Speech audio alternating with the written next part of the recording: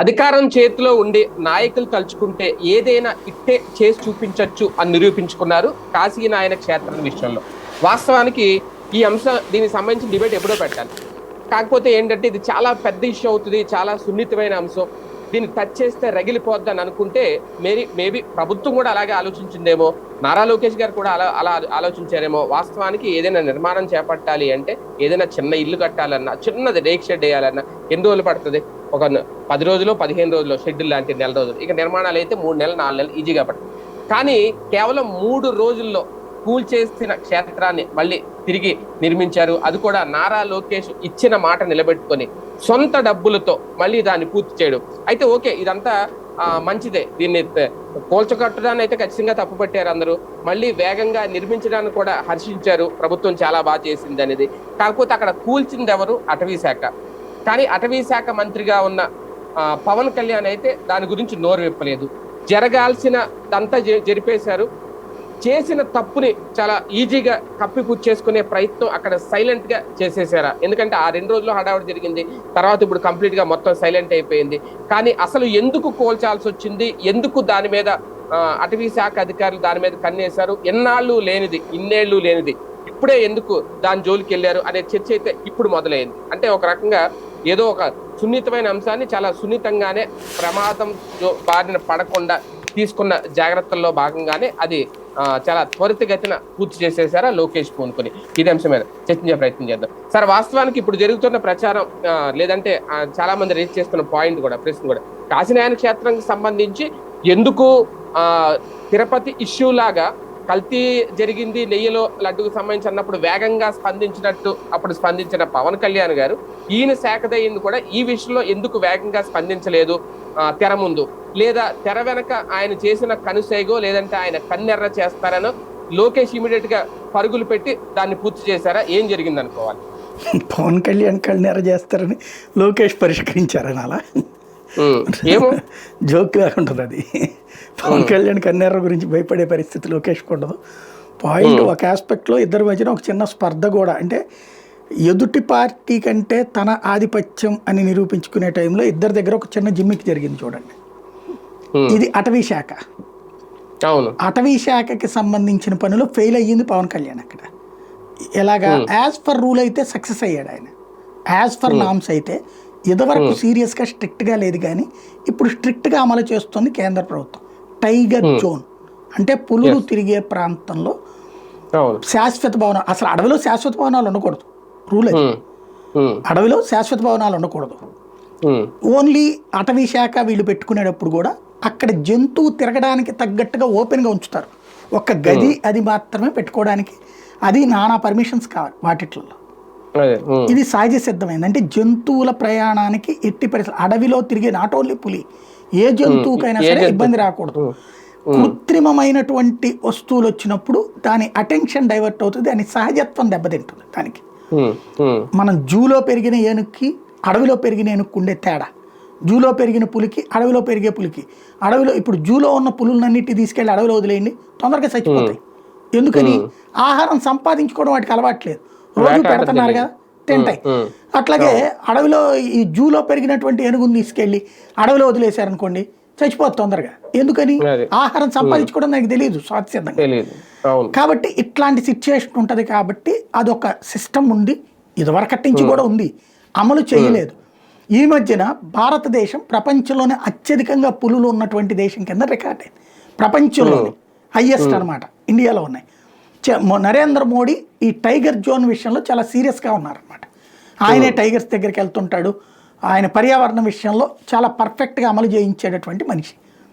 ఈయన కూడా నరేంద్ర మోడీ ఆశయాలతో నడిచేటటువంటి వ్యక్తి కాబట్టి టైగర్ జోన్ అటవీల్లో ఉన్నటువంటి ఇలాంటి వాటిని తొలగించడానికి అటవీ శాఖ తీసుకునే నిర్ణయానికి అడ్డుపడాల.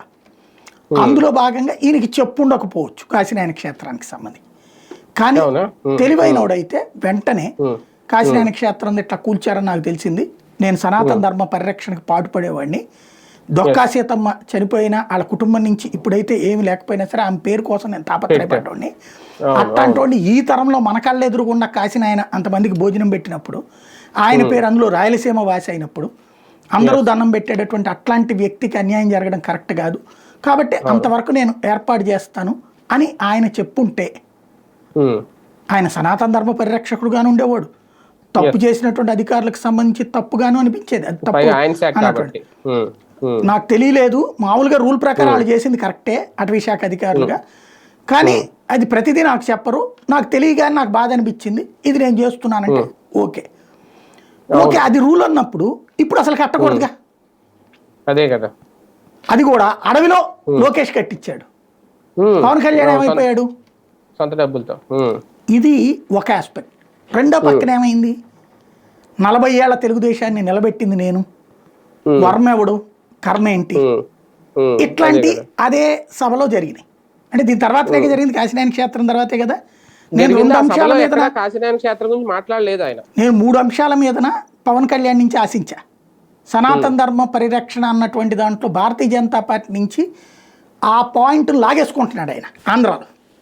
అవును, దక్షిణాది మొత్తంలో ఆయన నాయకుడు అయిపోవాలనుకుంటున్నాడు ఇక్కడ యోగి ఆదిత్యనాథ్ లాగా. అవును అవును, అప్పుడు కమిటెడ్గా ఉండాలి. ఆ కమిట్మెంట్ రాయిచోట్లో కనిపించలా, ఆ కమిట్మెంట్ కాశీనాయన క్షేత్రంలో కనిపించలేదు. అదే సందర్భంలో ఆ కమిట్మెంట్ తిరుమల కొండకి సంబంధించి ముంతాజ్ హోటల్ విషయంలో కనిపించట్లా. ఇట్లాంటి వాటిట్లో కూడా ఆయన మాట్లాడాలి కదా. నేను చెప్పినప్పుడు సనాతనం, నేను చెప్పనప్పుడు అది నిత్యనూతనం అంటే ఎట్లాగుంటది. కాబట్టి అక్కడ ఆయన అంటే దాన్ని ఒక వనరుగా వాడుకుంటున్నాడు ఆయనకి, ఆయన ఎదుగుదలలో సనాతన అవసరమైన టైంలో చేయట్లేదు. రాజకీయ పరంగా ఆయన వినియోగించుకుంటున్నాడు, ఆయన రాజకీయం వినియోగించుకుంటున్నాడు కాబట్టి వీళ్ళు రాజకీయంగా వినియోగించుకున్నాడు. ఈయన కూడా వాళ్ళ ఫెయిల్యూర్ని ఈయన సెటరైట్ చేశాడు సింపుల్గా. సేమ్ టైం అక్కడ కాదు నేను ఇంత మానవతావాదిని ఈయన చూపించుకున్నాడు. కానీ ఇది బయట ఎవరు మాట్లాడరు, ఇద్దరు కూడా బయట ఒకరికొకరికి ఉండదు. ఇంటర్నల్ స్ట్రగుల్ అయితే నడుస్తున్నది, ఆధిపత్య పోరు, అందులో ఒక పార్టీది అంతే. కానీ ఒకటిసారి ఇప్పటికీ ఓకే, అటవీ శాఖ చెప్తున్న కారణం ఓకే, ఎందుకు ఇమీడియట్ గా లోకేష్ స్పందించి డెసిషన్ తీసుకున్నారు అనే దానికి ఏమన్నా ఆధారాలు ఉన్నాయా, ప్రూఫ్? నాకున్న అవగాహన మేరకు అయితే ఏంటంటే రాయలసీమలో జనసేనకు పెద్దగా ఇది లేదు, ప్లాట్ఫామ్ లేదు. అక్కడున్న లీడర్లు చాలా పరిమితంగా ఉన్నారు. వాళ్ళెవరు పవన్ కళ్యాణ్ నోటీస్ దగ్గరికి తీసుకొచ్చినట్లు లేరు. తీసుకొస్తే ఆయన ఏమనుకుంటాడు అనుకున్నారో ఏమో లేరు. బట్ తెలుగుదేశం సంస్థాగతంగా బలమైంది కదా, ప్లస్ ఎక్కువ మంది ఎమ్మెల్యేలు రాయలసీమ నుంచి సరి గెలిచారు కదా. వాళ్ళలో చాలా మంది కాశీనాయన క్షేత్రం అంటే ఇష్టపడతారు. కాశీనాయన క్షేత్ర స్ఫూర్తితో చాలా చోట్ల అన్నదానాలు నడుస్తాయి రాయలసీమలో, చాలా చోట్ల నడుస్తాయి అన్నదానాలు. అవును, జరుగుతాయండి. అవును, అలాంటి స్ఫూర్తివంతమైన వ్యక్తి గురించి అక్కడున్న తెలుగుదేశం నాయకులు లోకేష్ దృష్టికి తీసుకెళ్ళి ఉండొచ్చు. ఈయన పవన్ కళ్యాణ్ మీద ద్వేషమో కోపమో ఏం లేదు, కానీ రాయలసీమలో ఒక సెంటిమెంట్ రగులుతోంది, మనం అన్యాయంగా కొట్టామన్నది అనుకోగానే ముందు అర్జెంట్ కట్టించండి, నేను డబ్బులు ఇస్తాలే అని చెప్పినట్టున్నాడు. ఎందుకంటే ఇప్పుడు మళ్ళీ అది కట్టాలంటే పర్మిషన్స్ అయ్యి అటవీ శాఖ డబ్బులు ఓకే చేసి ఇవన్నీ చేయాలంటే 2-3 ఏళ్ళు పడుతుంది. ఇప్పుడు మనకి పెద్దవాడ గుళ్ళలాగా ఉంటుంది, అప్పుడు కట్టించిన వాటిని కూల్చిన తర్వాత మళ్ళీ కట్టించడం ఎప్పటికి వల్ల అయింది, అట్లా తయారైపోతుంది. కాబట్టి ఆ ఉద్దేశంలో కాకుండా అందుకని తన డబ్బులతో గబక్కన కట్టించేస్తే ఏ కూడా ఉండదని చెప్పి కట్టించినట్టున్నారు ఆయన.